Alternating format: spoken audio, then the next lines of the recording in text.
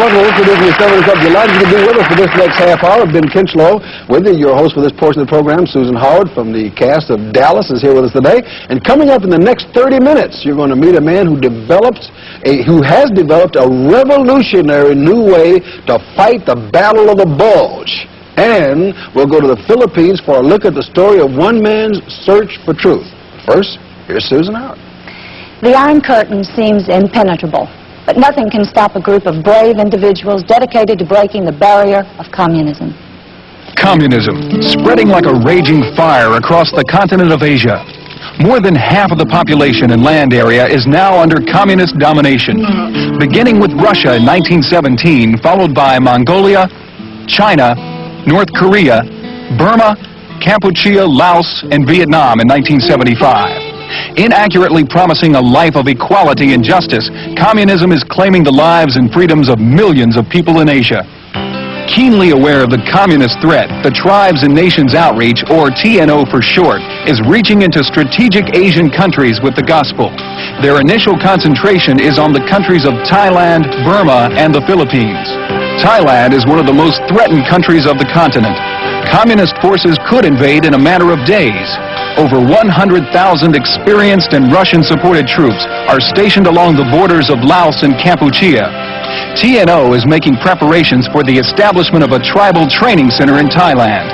Many nationals will be taught evangelism techniques and in turn teach others. Burma is another target country.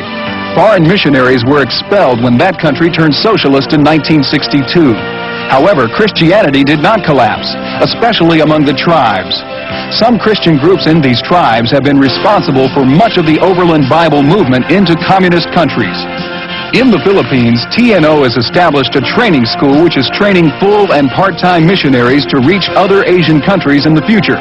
140 students have graduated and are already leading small Bible study groups in the Philippines. With the prayers and support of Western Christians, TNO is quenching the fire of communism in Asia with the gospel of Jesus Christ. Would you please welcome to the 700 Club the founder of the Tribes and Nations Outreach, Brother Joseph. I really want to welcome you here. I know that there are a lot of people out in the audience that are totally unaware of Asia as a continent, the impact that communism has had on it for all of these years, and obviously of the hindrance it's been to the gospel of the Lord. Would you just kind of give us an idea right now of what it all entails? 1/2 of the world's population right now are living in Asia, and communism has spread since 1917 in Russia. And so that more than half of Asia today are under communist domination. Now, but the Spirit of God is moving mightily also. To cite an example, like in China, she had only 3 million Christians in 1949, and now at least there are 50 million. In Nepal, when I was there, I was told that there were 12,000 Christians only in 1978, and today it has doubled. That's incredible. That's incredible. Praise now, I know there's a lot of Bibles going forth in the communistic nations, too. I mean, that there was an open door, the open door that you were involved in the very beginning of your ministry. How did you get involved in seeing the Bible spread out across Asia? In 1974, that was the year when I got involved with Open Doors. And I brought Bibles to China. Since then, the Lord brought me to other parts of Asia, and I have seen more than 1 million Bibles got into China, Burma, and other parts of Asia. How did you come to know the Lord?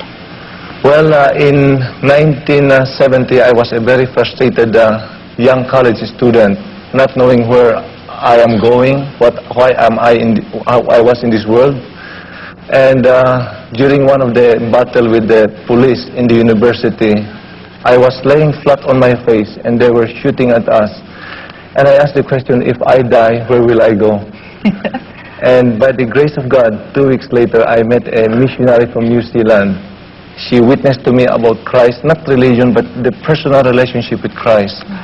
And I committed my life to Him, and it changed me. it changed me literally. You know, Brother Joseph, we discussed this before, and I was saying, you're talking about you're laying flat on the floor because the police were coming in. In this country, we kind of have a hard time relating to the fact that people are really that punished for their belief in God or for their desires to seek God in any way.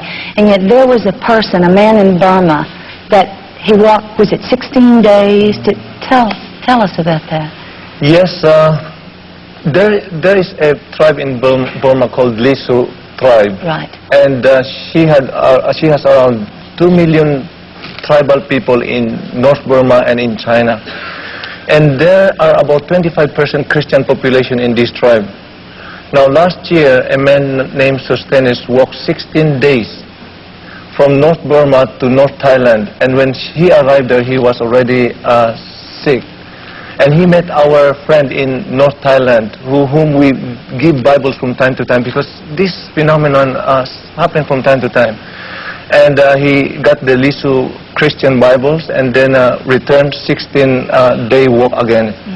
And this year, when I get to Thailand and Burma, we received a request of 30,000 Burmese and Lisu Bibles, and we are committed to meet it. Because when they know the truth, it sets them free. Amen. And there was a really good friend of yours, too, who was killed because of his desire to see the Bible. How did that change his family and his friends? Well, in 1983, he died because he had committed his life to this work also. And while going in one of the Bible movement delivery, the rebels in North Burma killed him.